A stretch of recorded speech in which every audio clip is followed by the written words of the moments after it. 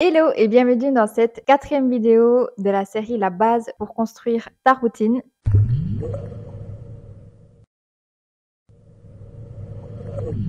Si c'est la première vidéo que tu regardes, je vais juste t'expliquer en gros l'objectif de cette série. Je te partage en fait les bases pour construire ta propre routine de soins sans te tromper pour qu'elle puisse être adaptée à ton type de peau, à ses besoins, mais surtout à ton mode de vie. Dans la première vidéo, on a vu comment identifier ton type de peau. Dans la deuxième, quels sont les besoins de ta peau. Et dans la troisième, on a vu tous les facteurs internes et externes qui peuvent l'influencer, comme ton cycle, ton alimentation ou ton stress. D'ailleurs, si tu ne les as pas encore vus, je te mets le lien directement en description. Aujourd'hui, on va parler des problématiques de peau comme l'acné, la sécheresse, les cicatrices, etc. Tu vas apprendre à les reconnaître, comprendre un peu d'où ça vient et surtout comment adapter ta routine sans t'ajouter 15 produits. Donc, c'est quoi exactement une problématique de peau? En fait, c'est juste un état que ta peau traverse à un moment donné. Ça peut être quelque chose de passager comme quelque chose qui s'installe pendant quelques mois. Et c'est par ces problèmes que ta peau te dit clairement qu'elle a besoin d'un coup de main. Et comme les besoins de ta peau, tu peux en avoir plusieurs en même temps.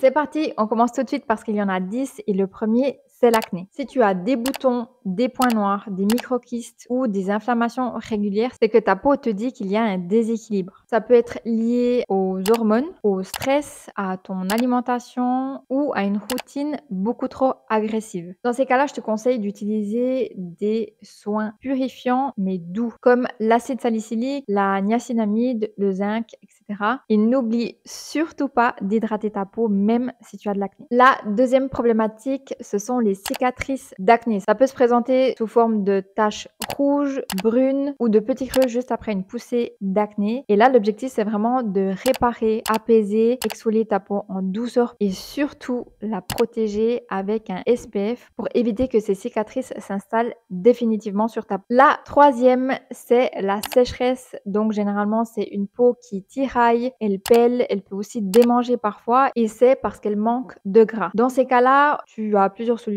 Soit tu utilises une crème plus riche, soit un sérum qui vient vraiment cibler l'hydratation, une huile végétale et surtout, on évite les nettoyants qui décapent, donc qui viennent enlever le gras naturellement présent sur ta peau. La quatrième, c'est la déshydratation. Ta peau est inconfortable, mais elle brille et tu peux aussi remarquer parfois des ridules fines. Eh bien, ça veut dire que ta peau manque d'hydratation. Attention, elle manque pas de gras comme la sécheresse, mais elle manque d'eau. Dans ces cas-là, pense à bien hydrater ta peau à l'aide d'un sérum à base d'acide hyaluronique et de bien sceller l'hydratation juste après. La cinquième, c'est la sensibilité. Donc, tu as probablement des rougeurs, une peau qui réagit vite, qui chauffe ou parfois tu as aussi des picotements. Eh bien, le but, c'est d'apaiser ta peau. Donc, on évite tous les produits avec trop d'actifs, du parfum, des huiles essentielles et on privilégie des textures qui réparent et qui n'irritent pas ta peau. La sixième problématique, ce sont les taches pigmentaires. Donc, elles peuvent apparaître après une exposition au soleil ou après une poussée de boutons. Tu peux les atténuer avec de la vitamine C, de la niacinamide ou de l'acide azélaïque. Et bien sûr,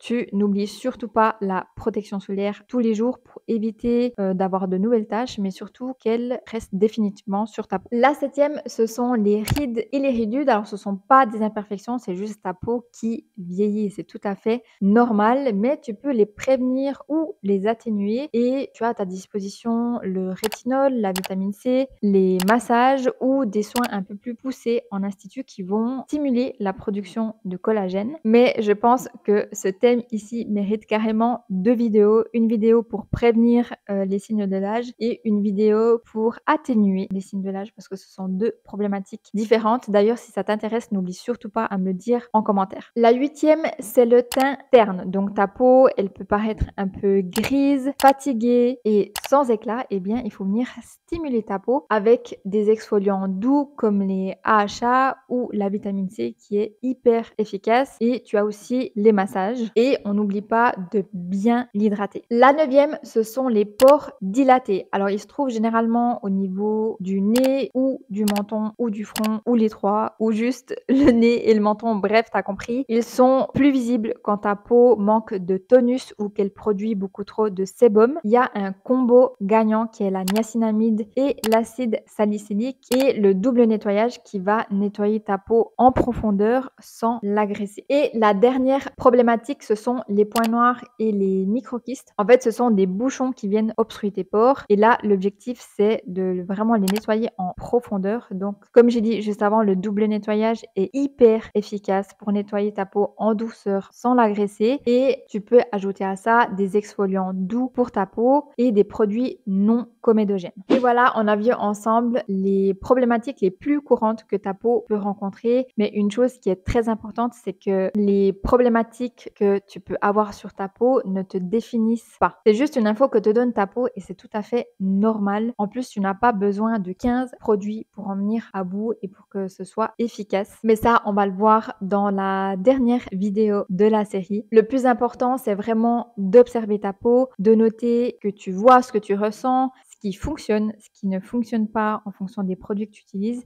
Et en fait, ta routine va se créer petit à petit, va se mettre en place toute seule. Il faut juste être un peu patiente. On arrive à la fin de cette vidéo. Si tu veux une vidéo plus détaillée d'une des problématiques qu'on a vues juste avant, n'hésite surtout pas à me le dire en commentaire. Pense à liker la vidéo, t'abonner à la chaîne et à activer les notifications. Ça va vraiment m'aider à faire grandir cette chaîne. Et n'hésite surtout pas, si tu as des questions, à me les poser directement en commentaire. Et nous, on se retrouve dans la prochaine vidéo, la dernière de la série, où on va construire ta routine étape par étape en fonction de tout ce qu'on a vu jusqu'ici. À bientôt!